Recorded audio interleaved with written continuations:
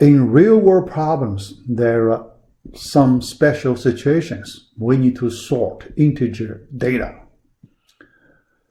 Then we need to take advantage of the special properties of integers. Then we can do faster. Yeah. So let's see what kind of special properties. First, let's look at the problem, the sorting problem, but this one is a modified version. Our problem number 4, it is modified. So I put a star there. Sort an integer array. Our problem 4, we do not, the data could be any type. Yeah. Floating point, many different types. But this one, we only consider the integer data given. All right. Given an integer array with values in a limited range. Look at this part, in a limited range. This is a very important condition. Otherwise, we may not have a fast way to sort it. So let me represent it in this way. Array.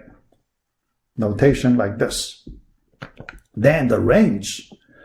Array values are integers in this range, and the k equals, we should write a belongs to, right?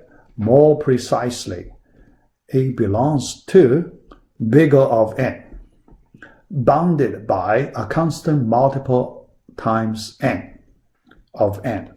All right. How to sort it in ascending order? So let's look at this modified version of sorting problem. How to take advantage of the special properties of the data. What kind of properties? So let's study that first. So we need to study the properties of integers. But what kind of properties? Because integers could have a large number of properties. Here we want to study general simple properties. General simple properties. Okay? Because in math, number theory studies large number of properties of integers. We do not go that direction. Yeah, too complicated. So we mainly look at the general simple properties. Yeah. So let me give you those properties. Study the properties of our data. What kind of properties? All right. First, integer values have the counting property. Counting. So we can count integer values, counting properties. So what is this counting property? Matching type comparison. We use some kind of comparison, but this comparison is a match type comparison. We do not consider larger or smaller. Match equal or not equal, only 2 cases. Okay? So equal matches and not equal, no match, only 2 cases. So match type comparison. We do not worry about which one is greater, which one is smaller. Yeah, so that's not important. Okay? Yeah. So that's the match type comparison. All right. Okay, yeah. Because here, if we consider the matching or not, we do not need order in our data. Because we know, given data, we can consider order in data. So order defined, usually we have some order defined in the data. But sometimes there are some special situation the data may not have any order, right? So it's possible some special type of data there is no order. You cannot arrange them in order. That's possible. Even in that situation, we can still do the matching type comparison. Yeah. So that's what we need for counting. We don't need order. Yeah. We can match, and we do the counting based on matching or not. All right. Ordering. All right. Not order type comparison. Yeah. So try to see the difference. Yeah. Range. This is another important factor. Highly restricted. Why we need this strong restriction? Because if we do not have this condition, then it is very hard to sort in a very efficient way. You know, right? So n log n, right? So n log n. All right. If not highly restricted, the best we can do n log n. You know, quick sort, merge sort, heap sort, right? Yeah. But now with highly restricted, then we can get n. Much better. Yeah. So that's our goal. Okay. All right. Yeah. So we will see that range factor extremely important. Okay. Yeah. Duplicate elements. For some of the questions we worked before, we assume the elements are distinct. Okay, so that's for convenience. But then now, in the real-world applications, we cannot assume that. Right? So when there are elements with same value, yeah, we can solve them. Yeah. Here for the counting sort, we can handle duplicate elements easily. Yeah. Because based on the matching or not. Yeah. Can be handled in a natural way. Yeah. So what's the natural way? Yeah. So duplicates, then we can count, right? So yeah. So you will see the duplicate elements can be handled using a counter to count the number. Yeah. Use the matching property, not the order property. Yeah. So, but for the integers, although here there is something important, although we do not need to compare which one larger, smaller, but integer has a natural order. Integer has some natural order. So we may use that kind of natural order in a hidden way. Yeah. We still, yeah, in a special way, we still use the natural order in integers. All right. Understand the data structure array. Yeah. I think we are familiar with this array a lot, but we have some more properties to understand the array. Let's take a closer look at an array. Mainly, so we look at the indices and the values. Array has indices for all the elements, and then the values. Indices must be integers, right? Yeah, indices must be integers. Although there is some special case, so some of you may have that experience. Associative arrays. You know, if you learn Unix, Linux, or PHP, So you may have the experience using associative arrays. That means we can use strings as indices. Yeah. But here we do not consider that situation. Okay. Yeah. All right. So an important property here, very simple but very important.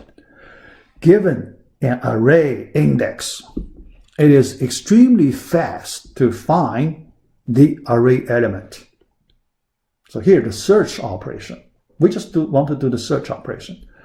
We are given the index of an array, not array value. So if we are given array value, we cannot do that fast. But if we are given the index of some element, we can do extremely fast. How fast? Here, we do the index search. Big theta of 1. Yeah, extremely fast. Because if you look at the binary search, so our binary search, pretty fast, we have log n, right? Log n. So much larger than this big theta of 1. Index search. No. Get there immediately. But there is some big, strong negative effect. Yeah. That is inefficient space usage. That factor related to the range. So that's why we emphasize this range a lot. Because we do something related to this index search. If the range is very large, you waste a lot of space if you use the index search.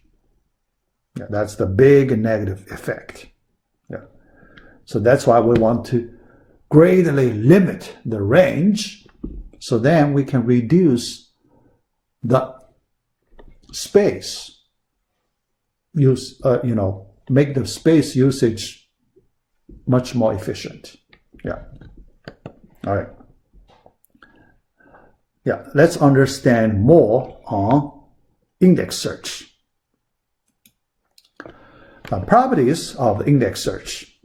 First, we know it is extremely fast, big of 1, all right? But it is highly restricted.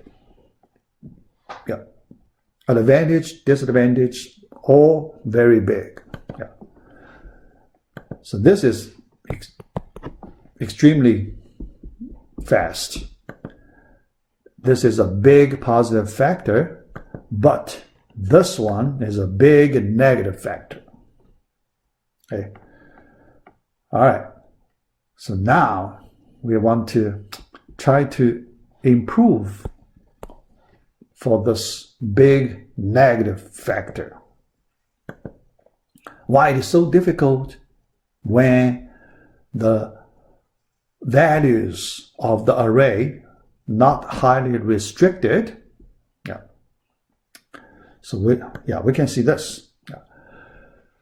Because if we use the index search, basically we established a mapping between index and the data element.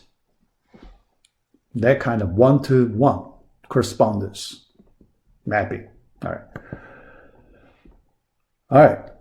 But if you do not put any restriction on the data values, then it is very hard to find appropriate index. How do you find,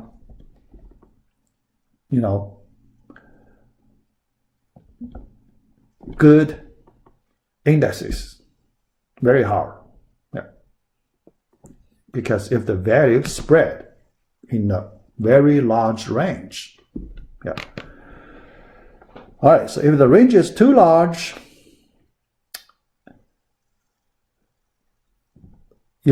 try to arrange those elements in a relatively small space. That's not easy. Yeah. So, but there is one technique for that. hashing. So later we will have one lecture for hashing topic. In that one, we will study the key techniques to put the data in a certain range, to do not waste too much space. All right. This is another fast search algorithm. So we will study later. Fortunately, the strict range condition, that's why at the beginning we need that very strict, K in this range. Very strict range condition. Otherwise, we do even worse than n log n. Even worse than that, n log n. All right. Now, we want to solve the problem. Borrow the idea from the counter. Counter is very simple. When we use a for loop, so we use a counter. Counter is very, a simple variable. So then we count. So 1, 2, 3, 4, 5. So now we want to study that, because the counter variable can help us organize the data and make the integer data sorted. So that is a very important tool for us to sort integer array. For example, we have a counter, integer counter variable, initial value 0. When something happens, because we want to connect this variable to some activity. When that activity occurs, we increment the value of this counter by 1. So we do this operation. This is a single counter case. We only use one variable as the counter. So it is a single counter case. How about multiple counters? Can we use multiple variables as counters? Yes, we can. We use several. We count, targeting several activities, right? But those are the individual counters. Individual counters, independent counters. And now we want to go another step forward. The case of an array of counters. Can we consider an array of counters? Also counters, but this time array of counters. Each element in the array is a counter. How about that? That kind of object has some special nice property we can use. So let's look at that. Array of counters. And we will use indices to control those counters. Indices. And for the indices, because that individual counters, we do not have indices to control. This array, we can use indices to control. So quite different. But when we use indices, there is some special usage that can help us organize our data well. What is that special usage? We will look at that in our 8.2. All right, so let's stop here for the first part, 8.1.